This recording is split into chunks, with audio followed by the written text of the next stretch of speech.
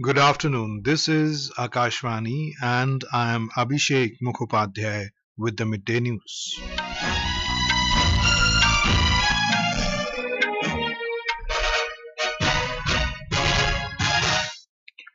The headlines. Prime Minister Narendra Modi urges National Democratic Alliance MPs to uphold principles of parliamentary democracy and exhibit good conduct.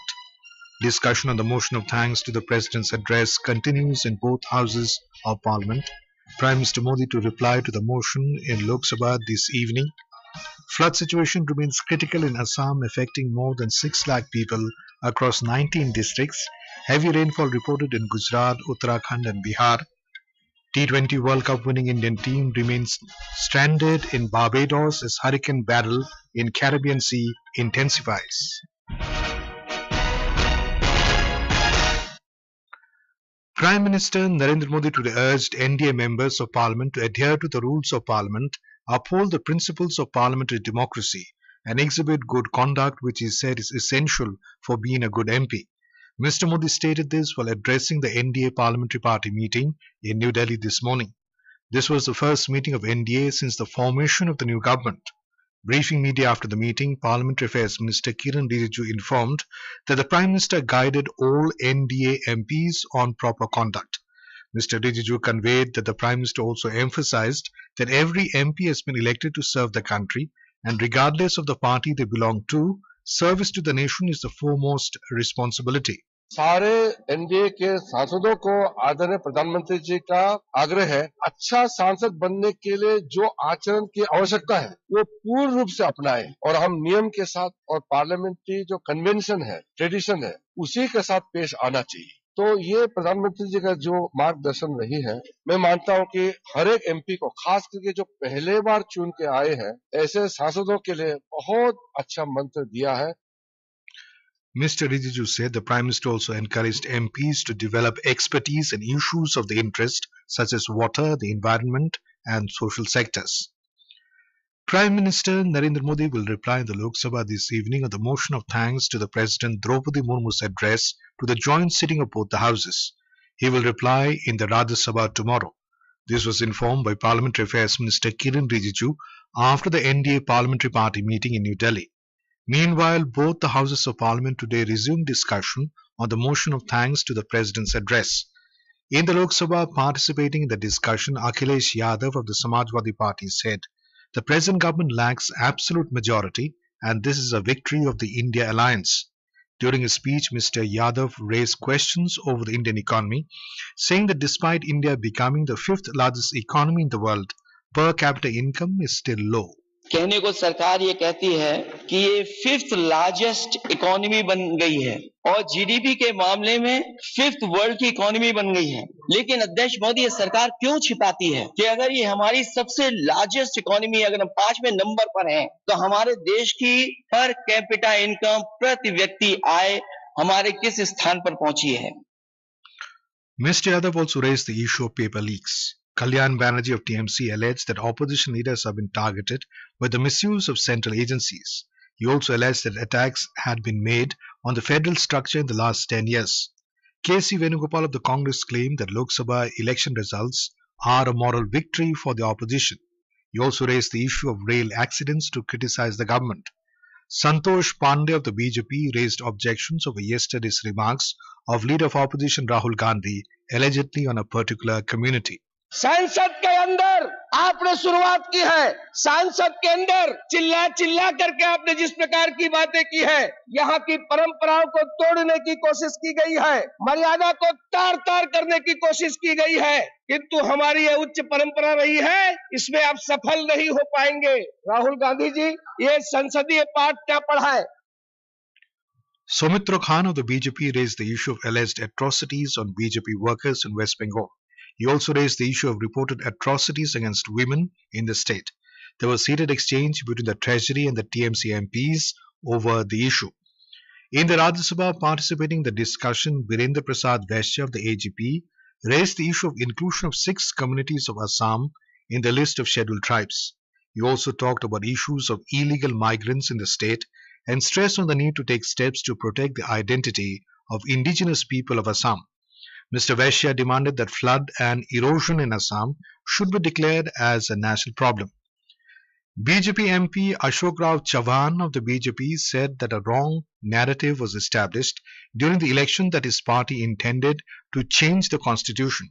Mr. Chavan also talked about the NEET exam issue, saying the culprits should be booked and fair investigation to be done and the government is clear about it. Congress MP Pramod Tiwari alleged that no steps have been taken to curb price rise in the country. He also said there was also no mention of Manipur unrest in the president's address. Participating in the discussion, P. Wilson of the DMK said that the NEET-based examination system is against the poor and marginalized sections of the society. He said that Tamil Nadu has adopted the 12th examination marks-based system for medical admission rather than selection-based examination. The discussion is underway. Earlier, three newly elected MPs of Rajya Sabha from Kerala took oath. They are Harris Biran, Josh K. Mani and P.P. Sunir. Director General of Police DGP of Jharkhand Ajay Kumar Singh has said so far police officials have not faced any problem in implementing the new criminal law across the state. Mr. Singh said all police officers and staff in Jharkhand have received training on the new criminal laws and efforts have been made to raise awareness among the public about these laws. Talking to Akashvani, Mr. Singh said that the new criminal laws which came into effect in the country will help result in higher conviction rate. तीनों जो कानून थे वो 100 साल से अधिक से इस्तेमाल में थे। अब अचानक कोई भी नई चीज शुरू होती है तो उसमें कुछ ना कुछ चुनौतियां, कुछ ना कुछ परेशानी आती है, लेकिन उसके लिए प्रशिक्षण और बाकी जो संसाधन है वो सब मुहैया किए गए हैं और अगर जो नहीं हो पाए इनको किया जाएगा। जहां तक आगे चुनौती की बात है तो उसमें बहुत सारे टेक्नोलॉजिकल चेंजेस हुए हैं, बहुत सारे थ्योरेटिकल चेंजेस हुए हैं। खासतौर से जैसे फॉरेंसिक का जो रोल है वो काफी ज्यादा बढ़ गया है। Chief Justice of India D.Y. Chandrachud today emphasized the core values of justice and equality as the foundational principles of the judiciary. Addressing at the foundation stone-laying ceremony for the construction of 3 court buildings at Karkarduma, the Chief Justice said a courthouse is not merely built of bricks and stones, but on the hopes and aspirations of the people. The new court complexes enhance the efficiency of the court and reduce pendency. Courts are a repository of precedent and an accumulation of social histories. Judges apply the present law, drawing upon the past law to shape the future law. Through their rulings, judges bridge historical legal principles with contemporary issues and challenges, crafting the legal landscape for tomorrow. Delhi High Court Justice Manmohan, Supreme Court Justices Hima Kohli, Justice Amanullah, Lieutenant Governor of Delhi V.K. Saxena, and Minister of PWD Atishi were present at the event. This is Akashvani giving you the news. For quick news updates around the clock, follow us on our X handle at AIR News Alerts. Australia has more than doubled the cost of student visa fees for international students from $710 to $1,600. The move will impact lakhs of Indian students planning to study in the country. The decision has triggered outrage among the student community. In another recent significant change, onshore visa applications are no longer permitted. It means applicants now have to submit a visa application from abroad and not from Australia. Because of this, those on temporary graduate visitor and maritime crew visas will no longer be eligible to apply for a student visa while they are in Australia. The 24th meeting of the SCO Council of Heads of State will be held on the 4th of this month in Astana under the presidency of Kazakhstan. External Affairs Minister Dr. S. Jaishankar will lead the Indian delegation to Astana for the Shanghai Cooperation Organization SCO Summit. The leaders are expected to review the organization's activities over the past 2 decades and discuss the state and prospects of multilateral cooperation. Southwest monsoon has covered the entire country. The Indian Meteorological Department said monsoon has further advanced into remaining parts of Rajasthan, Haryana and Punjab today. It has covered the entire country 6 days before the normal date of covering the entire India. In Assam, the flood situation has turned critical with more than 6 lakh people reeling under the deluge across 19 districts. In the last 24 hours, 2 more persons died in Tinsukia and Dhemaji, taking the death toll to 36, while another person has been reported missing in Golaghat. More than 1,200 villages across 64 revenue circles are affected, and over 14,700 hectares of crop area has been damaged across the state. We have more from a correspondent. Flood situation has turned critical in Assam due to heavy rainfall and release of excess water from the lower Subansiri Dam of Arunachal Pradesh. Air Force airlifted 13 stranded fishermen from the flood-affected Hatiali Sar in Dibrugarh district. Chief Minister Himanta Biswa Sarma will visit Golaghat district today afternoon to take stock of the flood situation. The Chief Minister has directed all the guardian ministers to visit the flood-affected districts immediately. State government has opened relief camps and relief distribution centers in all the flood-affected districts, and NDRF and SDRF teams have also been deployed for rescue and relief operations. Aminul Haq, Akashvani News, Guwahati. In Arunachal Pradesh, incessant rain continues to affect normal life. Landslides and flash flood triggered by heavy rainfall have blocked road communication to many interior places. In Itanagar and Papumpare districts, administration have declared closure of schools for the next 5 days. Surging water of Lohit River and its tributaries have flooded many low-lying areas. Administration has evacuated 52 people from various flood-affected areas in the district.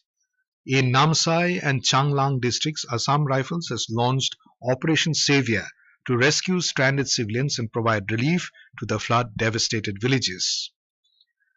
The southwest monsoon is active in all parts of Bihar, triggering heavy to very heavy rainfall in several parts of the state. The Met Department has predicted very heavy rainfall in Jamui, Lakhisarai and Baka districts today. We have more from a correspondent. According to Central Water Commission, Kosi River has crossed warning level in Supol and Baltara. Its tributaries Mahananda and Parman are also flowing above danger level at several places like Tayapur, Dhengra Ghat and Araria. Several low-lying areas in Supol, Araria, Kishanganj and Purnia are facing flood-like situation. The border outpost of SSB and connecting road at Indo-Nepal border in Sonvarsa Bazar in Sitamarhi are also submerged due to overtopping of Jheem River. The flood fighting team of Water Resources Department are vigilant in view of present situation in the state. Dharmendra Kumar Rai, Akashvani News, Patna. In Uttarakhand, the Meteorological Department has issued a red alert for very heavy to extremely heavy rain in isolated places of the Kumaon region till Thursday. Orange and yellow alerts have also been issued for heavy rain in some parts of Garhwal region today. Holiday was declared in schools and Anganwadi centers in all districts of Kumaon region today. We have a report. The monsoon has now completely arrived in Uttarakhand. Most part of the states have been experiencing light to moderate rain since last night. According to the Met Department, the red alert of very heavy to extremely heavy rain in the Kumaon division of the state will continue till July 4th, while other parts of the state will also experience heavy rains during this period. In view of weather warnings, general public and tourists have been asked to remain alert and not to venture on riverbanks. Sakshi Singh, Akashvani News, Dehradun. Incessant rains continue to lash several parts of Gujarat since yesterday. Vanthali in Junagadh district received the highest 14 inches rainfall in the last 24 hours. The IMD has issued a red alert in several districts today. The T20 World Cup winning Indian cricket team has been stranded in Barbados for the past 2 days because of Hurricane Beryl, which has led to a shutdown of airports and businesses. The hurricane in the Caribbean Sea has been upgraded to a Category 4, bringing life-threatening winds that storm Barbados and nearby islands. Securities and Exchange Board of India (SEBI) has issued a notice to Hindenburg Research LLC and Nathan Anderson and the entities of Mark Kingdon for trading violations in the scrip of Adani Enterprises Limited. Mark Kingdon is a Mauritius-based foreign portfolio investor. In the 46-page showcase notice, SEBI has alleged that Hindenburg and Anderson violated regulations under the SEBI Act. And now, before we end the bulletin, the headlines once again. Prime Minister Narendra Modi urges National Democratic Alliance MPs to uphold principles of parliamentary democracy and exhibit good conduct. Discussion on the motion of thanks to the President's address continues in both houses of Parliament. Prime Minister Modi to reply to the motion in the Lok Sabha this evening. Flood situation remains critical in Assam, affecting more than 6 lakh people across 19 districts. Heavy rainfall reported in Gujarat, Uttarakhand and Bihar. And T20 World Cup winning Indian team remains stranded in Barbados as Hurricane Beryl in the Caribbean Sea intensifies. And with that, we end the midday news.